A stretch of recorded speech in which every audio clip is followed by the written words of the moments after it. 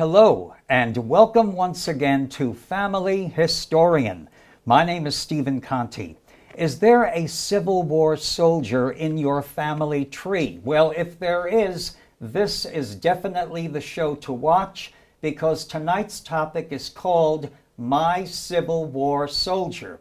And joining me on tonight's show, once again is my very good friend Tom Riley. Tom is a professional historian and genealogist. He is also the author of 8 books, and he descends from 4 Civil War soldiers. And on tonight's show, we're going to learn about 3 of these soldiers. So please take notes. And now let's welcome my very good and learned friend, Tom Riley. Tom, welcome back. Happy to be here. Great. Tom, you were here a few weeks ago, and we did what I call the quintessential how-to show on Civil War records.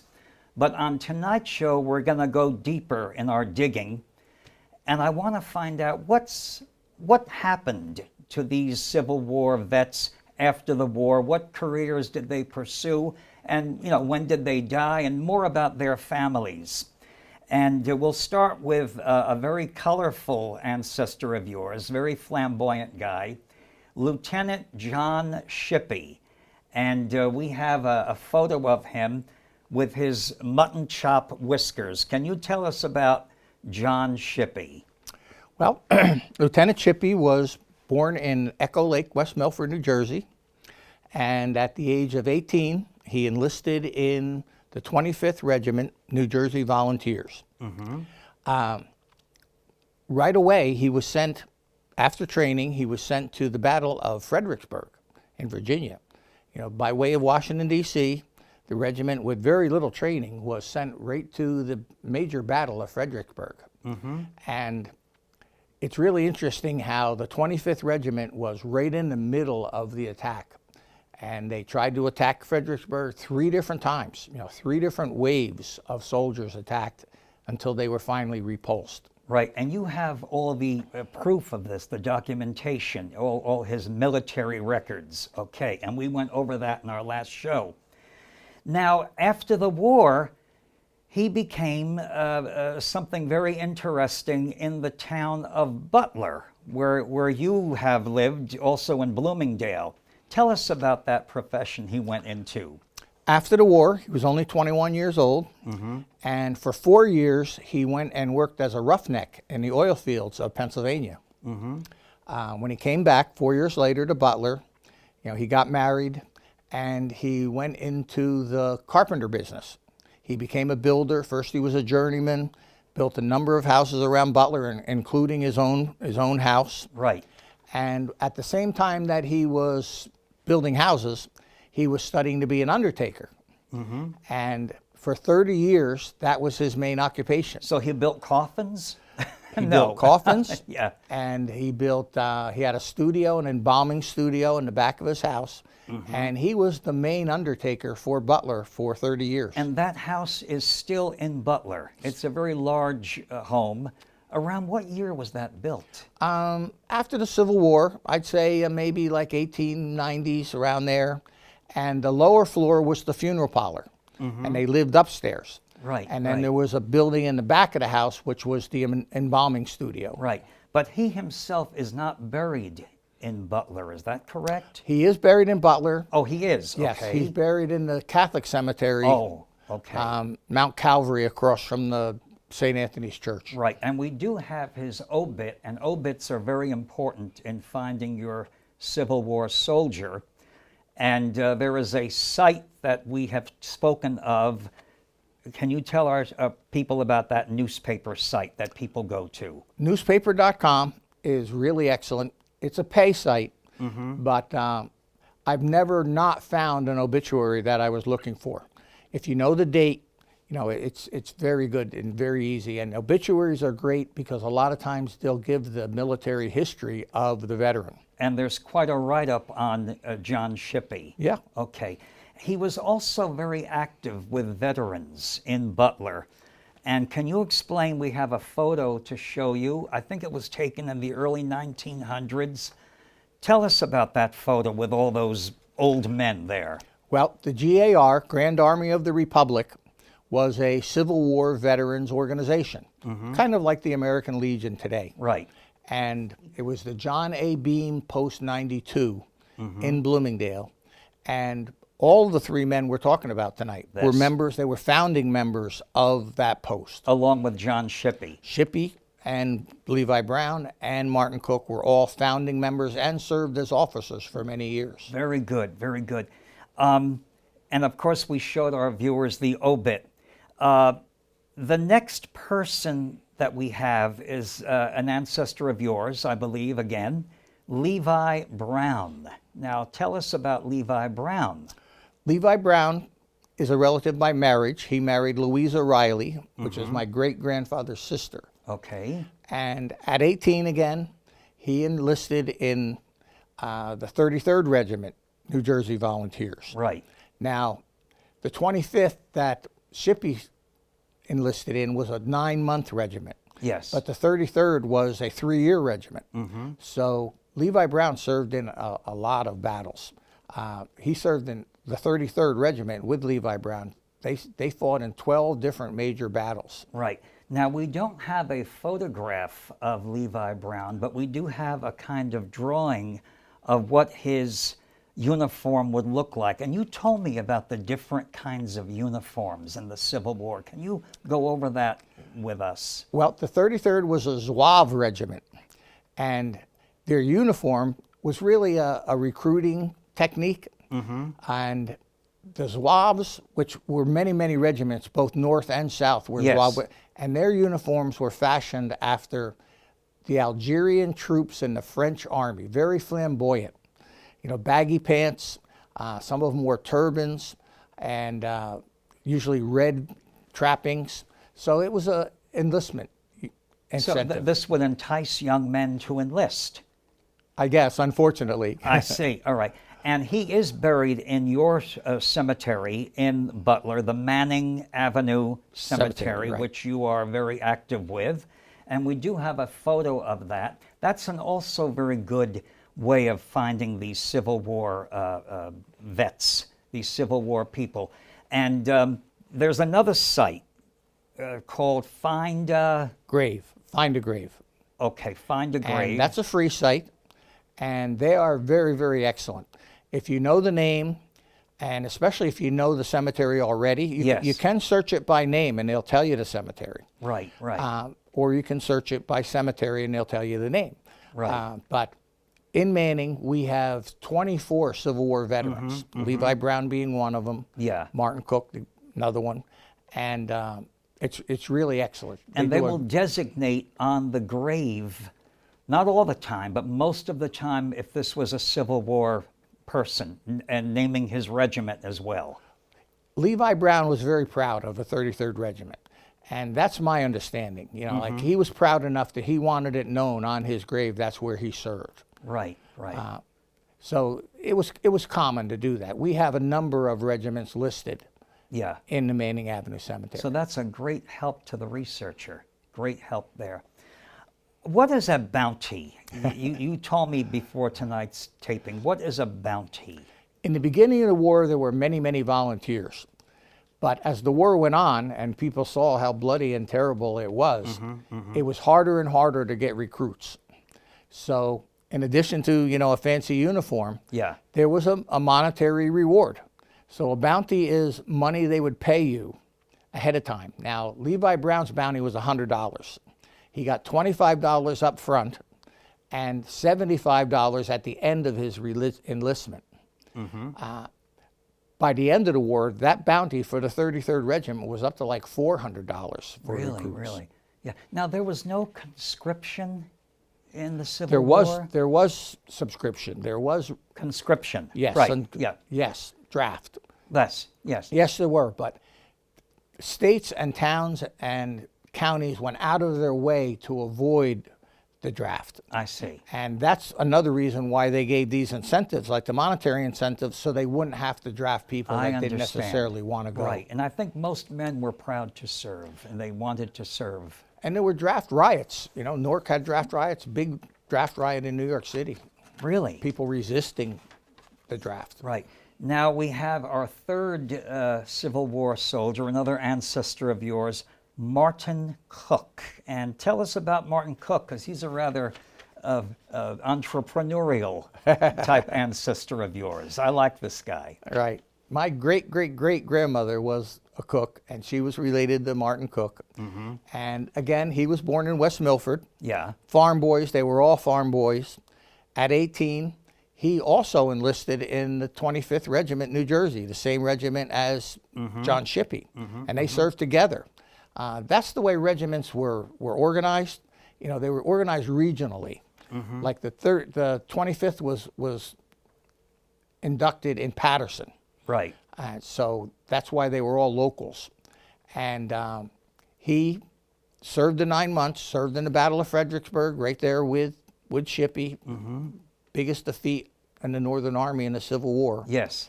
And then about a year later, he re-enlisted, like Shippey did, in the 33rd Regiment.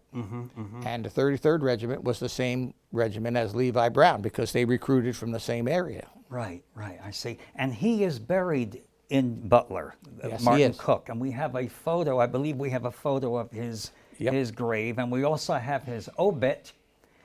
And as I said, he was a very entrepreneurial type fellow, and he owned, of all things, a tavern. Correct. Tell our viewers about this tavern. I have been there, Okay. but not when it was a tavern, but I think you have. Oh, yeah. Yeah. It was a tavern long before Martin Cook bought it. Yeah. It's said it goes back to 1726, which Yes. is one of the oldest buildings in the area. Yes. But when Martin came back from the war, he first went into the kindling business, providing kindling wood in the city of Newark. Yes. He then worked on the Pequannock Valley paper mill. He helped build it, and he worked there for 7 years. Right. He also worked on the Midland Railroad for a year. But around the 1890s, he purchased what's going to become known as the Riverside Hotel and Tavern. Riverside Hotel and Tavern. It's still standing, by the way, and they have a 1726, built in 1726 sign. It's right along, is that the Rockaway River? It's Hamburg Term. Oh, no, that's Stony Brook. Stony Brook. Stony okay. Brook, which enters into the Pequannock River. And now it's a private home, is that Yes, correct? yes. And you told me in your boyhood days you would wander up that road there and you would look in and you would see. Well, if we went shopping, if you went uptown, you walked up to Butler, and you had to walk right by the Riverside Hotel. Right. And it was famous. The bar was made out of mahogany, and it was said that Martin Cook kept the brass in the bar as shiny as a new penny.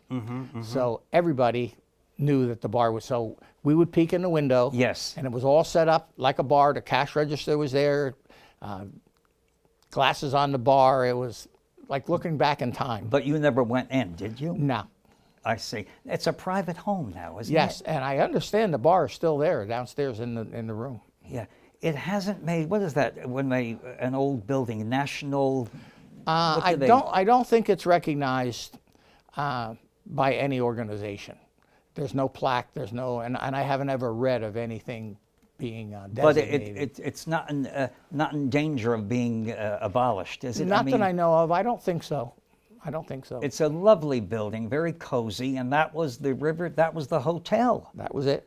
And we have another picture of Martin Cook in front of his tavern and in a car. Around what year was that taken? Okay, well, that's a Model T Ford, so somewhere in probably like the 1910s, maybe between 10s and 20. Right. And it was a very popular establishment. It was a gathering place, local gathering place. And I'm still happy it's there. It goes with, it's synonymous with Butler, I would say. Yes, for sure. The Riverside Hotel, okay, and Tavern, Hotel and Tavern. Now, let's talk about the sources that you used in finding these men. We talked about newspapers.com, findagrave.com, local historical societies. And tell me the value of these local historical societies. Well, a lot of times they'll produce a publication, like the one we did for the Butler Museum. Yes. which has all three of these gentlemen in it. You know, their biography, an extensive biography of each one of these gentlemen Right. are in the Stories About Butler book. Which you wrote in your book, Yes. Local Histories. And my fine guest, Tom Riley, has just done the history of Bloomingdale. We have that one. But the Stories of Butler is a wealth of information. And Especially about the three gentlemen we're talking yeah, about. they were featured in there. Yes. And almost everything, all the businesses of Butler. So these are what you have to get your hands on to find more about your Civil War soldier. You see, you can do the big, fancy research, but to narrow it down. Am I correct in this? Correct. You And- go right to the source. Yes, and a lot of times the local histories will go into much more detail than, you know, like state histories or county histories. Right, right. And I do want to feature, we featured these two books on our show a few weeks ago. They're very good how-to books. They're very informative. One is on how to trace your Civil War ancestor. And another fine one, what did your Civil War ancestor look like? And there are photos, you see.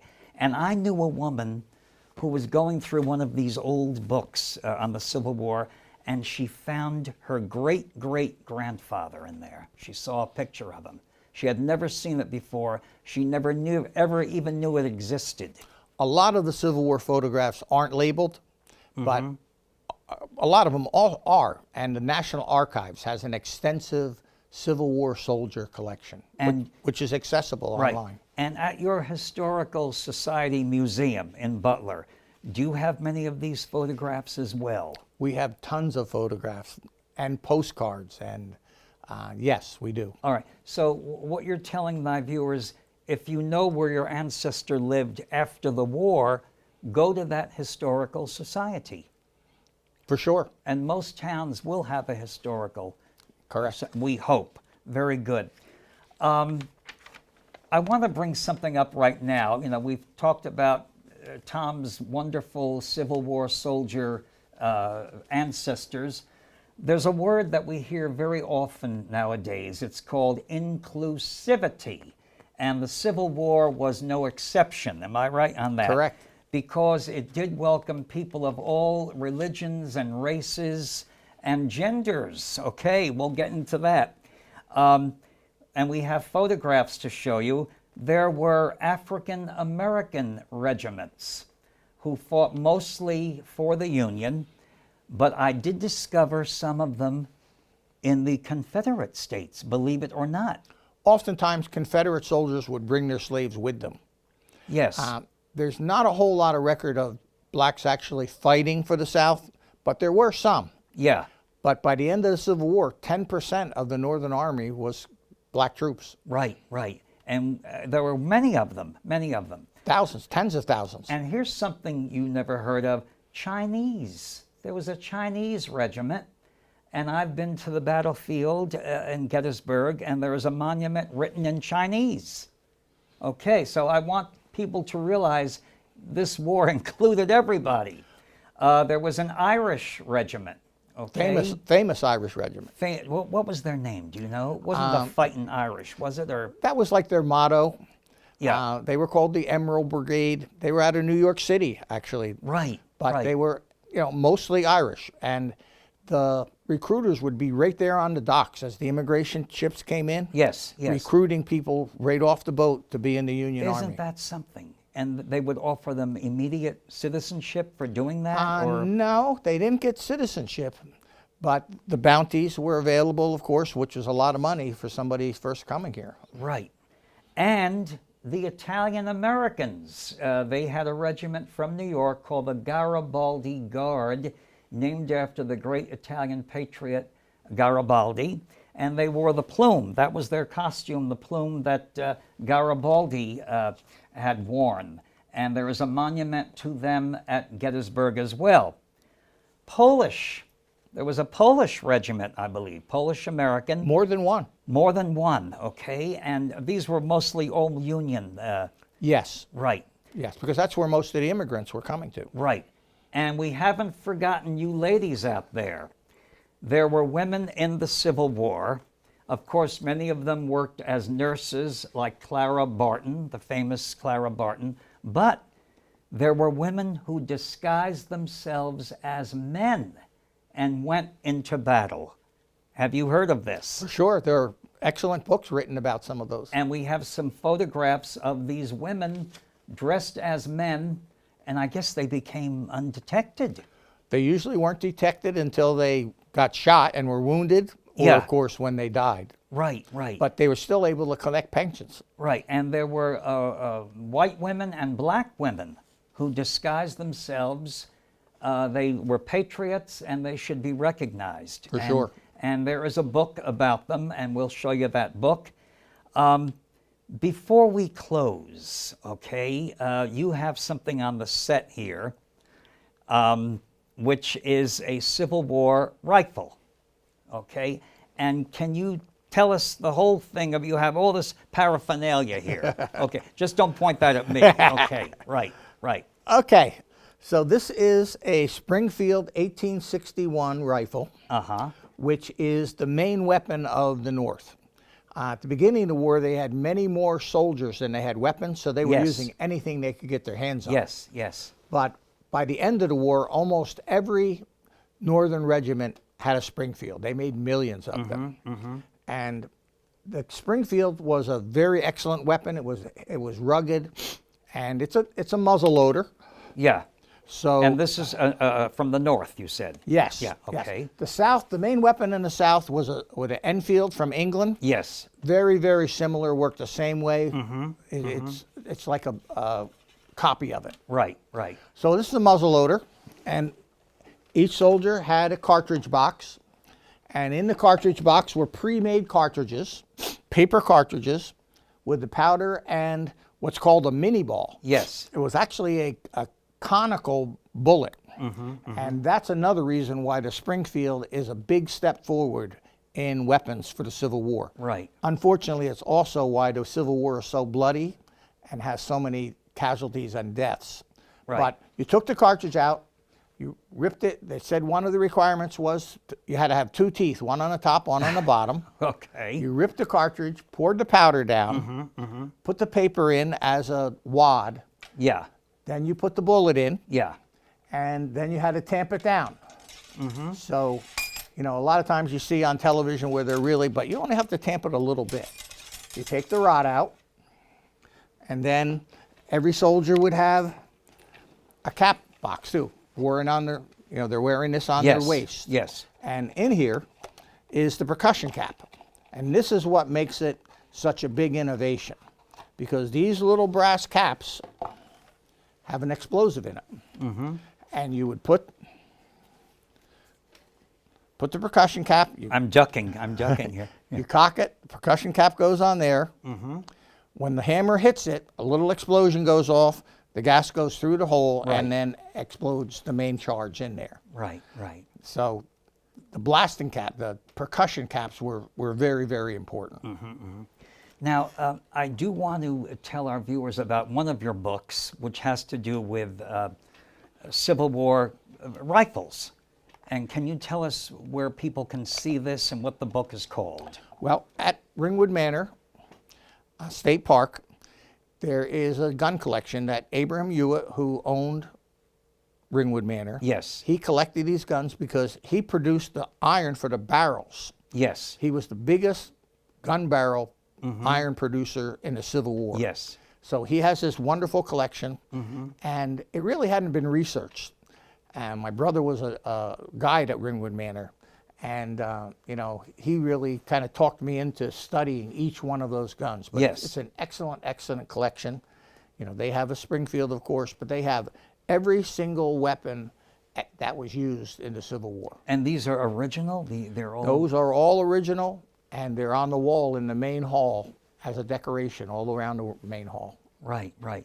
Do you have any sabers at home? We don't have any. I don't have any. Like but we featured one on our last right, show. right. But they have them at Ringwood Manor. As part of that collection, there are sabers there too as Yeah, well. yeah. Before we close, Tom, how does it feel having all of these wonderful answers? How has it enhanced your life, knowing that you have all of these wonderful men and women in your genealogy? It brings history alive, and it makes a connection. You know, it's one thing to read about somebody else's relatives or some other men, but it kind of brings it home when they're your relatives and you can trace it back. And I'm very proud of them. You know, they helped win the war. Yes, yes, yes. We'll have a quick review before we end tonight's show. Let's just go over those sources one more time for finding. We did all of them on the last show, but to really designate the Civil War ancestor, just tell our viewers very briefly. Well, one new source that I discovered for John Shippey was, it's called The Biographical and Genealogical History of Morris County. And because he was also a politician, he had a big write-up in this genealogical and biographical history of Morris County. Right. And all counties have that. And they're filled with Civil War history. So that's an excellent source. We also mentioned Your book. Fold 3.